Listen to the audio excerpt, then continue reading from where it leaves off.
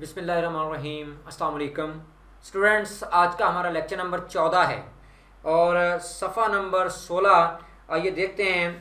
دوسرا پیراگراف ہے، وہ جوہر کابل تھے مگر موقع کی طاق میں رہتے تھے۔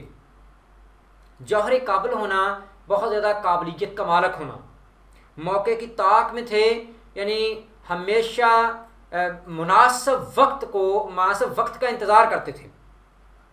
حیدرآباد میں ان کے سیاست دانی، تدبر، انتظامی قابلیت کے جوہر کھلے۔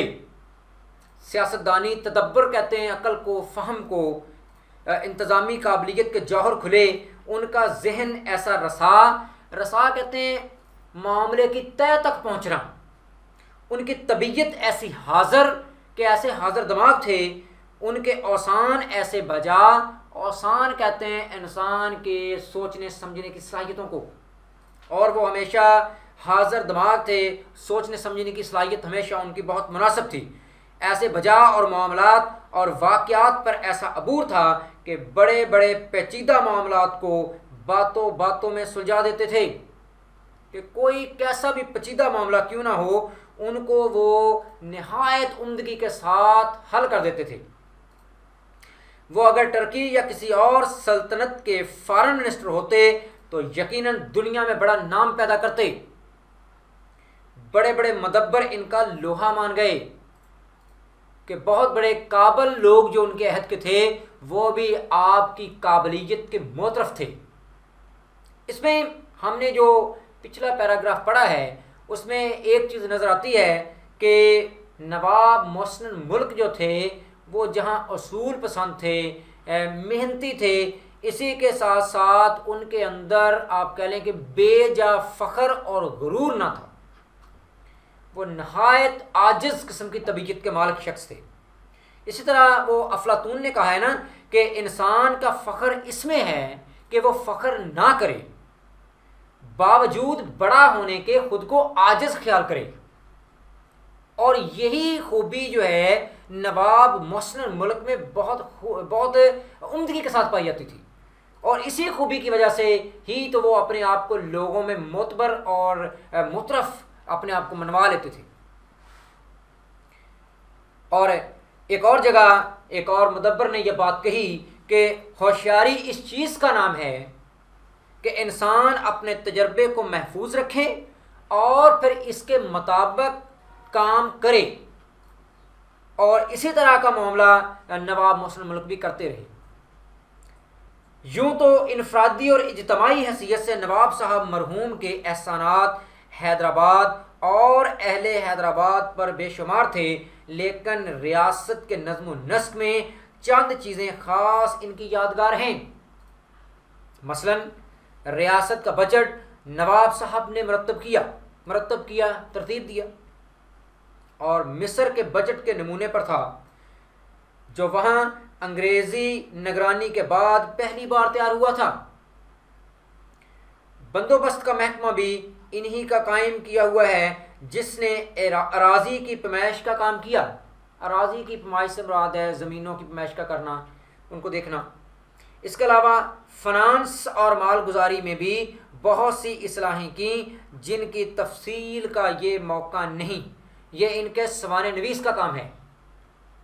سوانح نویس تحریر کی وہ قسم ہے جس میں کوئی بھی مصنف جو ہے وہ کسی شخصیت کے متعلق ان کی تمام تر زندگی کے واقعات کو قلم بند کرتا ہے، تو وہ سوانح نویس ہے جو اس کے تمام زندگی کے بچپن سے لے کر آخر تک جو کسی بھی بڑی شخصیت نے کام کیا ہوتا ہے اس کو وہ قلم بند کرتا ہے۔ لیکن یہاں چونکہ ڈاکٹر صاحب نے نواب محسن ملک کی زندگی پر ایک طائرانہ نظر ڈالی ہے اور ان کو ہمارے سامنے ان کے چیدہ جو ان کی خوبیاں ہیں وہ رکھی ہیں، اس لیے انہوں نے یہ بات کی ہے کہ یہاں یہ مناسب موقع نہیں ہے، کیونکہ یہ ایک مضمون انہوں نے لکھا ہے ان پر۔ حیدرآباد میں بڑے بڑے لوگ آئے اور گئے، لیکن اب تک کسی کو وہ مقبولیت اور ہر دل عزیزی حاصل نہیں ہوئی جو نواب محسن ملک کو ہوئی۔ ہمارے ملک میں خوش آمدیوں کی کوئی کمی نہیں، اور وہ ہر بڑے اور صاحب اقتدار آدمی پر اس طرح ٹوٹ کر گرتے ہیں جیسے شہد پر مکھیاں۔ مولوی صاحب نے یہاں خوش آمدیوں کی بات کی ہے۔ کسی بھی دور میں خوش آمدیوں کی کمی نہیں ہوتی، ہر بڑے شخص کے گرد خوش آمد کرنے والے لوگ موجود ہوتے ہیں، اور خوش آمد سے مراد وہ لوگ جو کسی کی جھوٹی تعریف کرتے ہیں اس کو خوش آمدی کہتے ہیں، اور یہ ہر دور میں پائے جاتے ہیں۔ تو یہاں بھی یہی بات کی ہے مولوی صاحب نے کہ خوش آمدیوں کی کمی نہیں تھی، لیکن سچ اور جھوٹ کا امتحان اس وقت ہوتا ہے جب وہ بڑا آدمی اپنے اقتدار یا منصب سے محروم ہو جاتا ہے۔ نواب محسن ملک کے رخصت کے وقت حیدرآباد میں کوحرام مچ گیا تھا۔ جی اس کو ذرا ہم سمجھ لیتے ہیں۔ مصنف کہہ رہا ہے کہ جب کوئی شخص طاقت میں ہوتا ہے تب اس کی تعریف کرنے والے لوگ بے شمار موجود ہوتے ہیں، کیونکہ اس کے عہدے سے لوگوں نے فائدہ لینا ہوتا ہے، اس لیے اس کی تعریفیں بھی کرتے رہتے ہیں، اس کے گرد گھومتے بھی رہتے ہیں، اس سے اپنا کام نکلواتے رہتے ہیں۔ لیکن مولوی صاحب کہہ رہے ہیں کہ یہاں نواب محسن ملک کے ساتھ معاملہ کچھ اور ہے، کہ جس وقت وہ وہاں اپنے اقتدار کو چھوڑ کر حیدرآباد سے جا رہے تھے تو تب وہ بیان کر رہے ہیں کہ نواب محسن ملک کے رخصت کے وقت حیدرآباد میں کوحرام مچ گیا تھا۔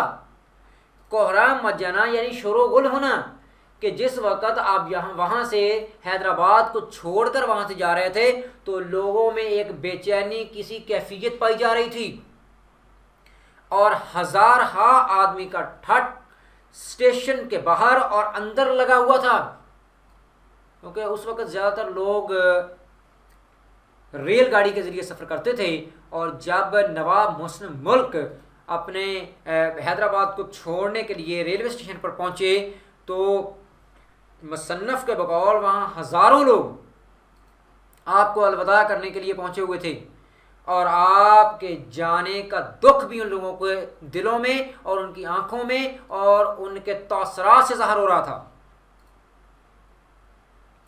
سینکڑوں آدمی جن میں امیر، غریب، بیوائیں، یتیم سبھی تھے، زاروں قطار رو رہے تھے۔ یعنی یہاں اگر ہم اس ایک سطر پر غور کریں کہ اس میں مصنف نے کس کس طبقہ معاشرے کے کس کس طبقے کے لوگوں کا ذکر کیا ہے، تو وہ ذرا ہم دیکھتے ہیں کہ امیر، غریب، بیوائیں، یتیم سب ہر طبقے کے لوگ وہاں موجود تھے۔ اس کا مطلب ہے کہ نواب محسن ملک کا تعلق نہ صرف اس وقت کے امراء کے ساتھ تھا یا وہ لوگ جو اقتدار کے مالک تھے ان کے ساتھ تعلق تھا، بلکہ یہاں یہ نظر آ رہا ہے کہ آپ یہاں امیروں کے ساتھ بہت زیادہ آپ کے تعلقات تھے، غریبوں کے ساتھ، بیواؤں کے ساتھ، یتیموں کے ساتھ کے بھی آپ کے تعلقات اسی طرح کے ہی تھے۔ وہ کیا چیز تھی جس نے چھوٹے بڑے سب کا دل مو لیا تھا؟ دل مو لینا یعنی دل جیت لینا۔ یعنی اس سے ایک بات جو ہمیں سمجھ آ رہی ہے، وہ جس طرح جالینوس نے کہا ہے نا کہ دانا اپنے ارد گرد ایسے لوگوں کو جمع کرتا ہے جو خوش آمدی نہ ہوں، اور ایسی ہی بات جو ہے ہمیں نواب محسن ملک کے رویے میں بھی نظر آ رہی ہے کہ آپ نے اپنے ارد گرد خوش آمدی کو اکٹھا نہیں کیا، بلکہ ان لوگوں کے ساتھ آپ کے تعلقات رہے جو صحیح معنوں میں آپ کی عزت کرتے تھے اور آپ کو حق بجانب خیال کرتے تھے کہ آپ واقعی لائق تحسین ہیں۔ اور یہی وجہ ہے کہ جب آپ حیدرآباد دکن کو چھوڑ کر جا رہے تھے تو یہ لوگ آپ کا ساتھ دینے کے لیے، آپ کو رخصت کرنے کے لیے حیدرآباد دکن کے اسٹیشن پر پہنچے۔ جس زمانے میں نواب صاحب پیدا ہوئے اور ہوش سنبھالا، مسلمانوں میں مذہبی جذبہ بہت بڑا ہوا تھا۔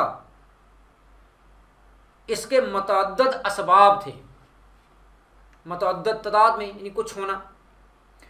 ان میں سے شاید ایک یہ بھی تھا کہ انسان جب ہر طرف سے مایوس ہو جاتا ہے تو مذہب کی پناہ ڈھونڈتا ہے۔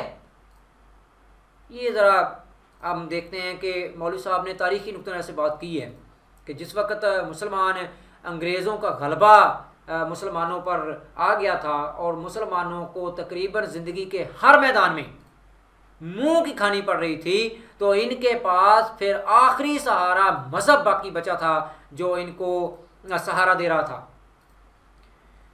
तो उसी के हवाले से मौलवी साहब ये बात कर रहे हैं। मुसलमान दौलत व इकबाल, जाहो सरवत, दौलत इकबाल कहते हैं बुलंदी को, और जाहो सरवत जो है ये आप कह लें कि ताकत को और मनसब को, सब कुछ खो चुके थे कि मुसलमान अपनी बुलंदी को, वक़ार को, मयार को, अपनी इक़्तिदार को, हर चीज़ तो इनसे छिन गई थी।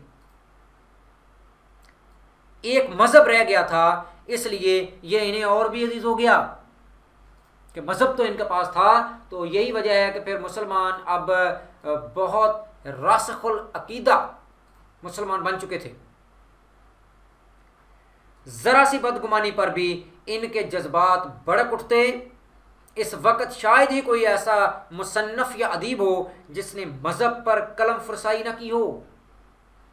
कि उस दौर में जितने भी लोग उस वक्त उस अहद में लिखने वाले लोग थे, हर शख्स ने अपने अपने रंग में मज़हब पर काम ज़रूर किया, कलम फरसाई करना, लिखना। यहाँ तक के लोग जिन्हें मुसलमान नेचरी कहते थे और अपने ख़याल में बद मज़हब व बद अक़ीदा समझते थे, इनका ओढ़ना बिछोना भी मज़हब था।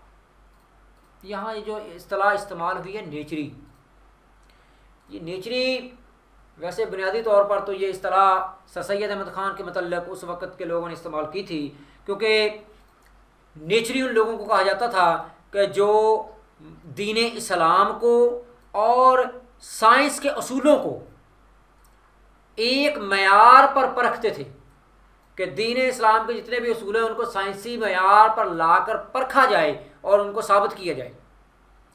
तो इसलिए इनको नेचरी कहा जाता था। और सर सैयद और इनके जितने भी रुफ़क़ाए-कार थे उनको, उनके लिए ये टर्म इस्तेमाल की गई है। सर सैयद तो खैर इनके मुर्शिद ही थे। मुर्शिद कहते हैं रहनुमाई करने वाले।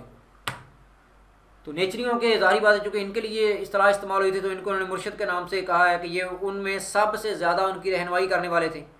और इनके हलके के दूसरे रुकन भी मसलन नवाब मोहसिन मुल्क हाली, यहाँ हाली से मुराद मौलाना अल्ताफ़ हुसैन हाली हैं, मौलवी मुश्ताक हुसैन, शिबली, चिराग अली, नज़ीर अहमद वगैरह ख्वाह कुछ ही लिखते, तान मज़हब पर ही टूटती।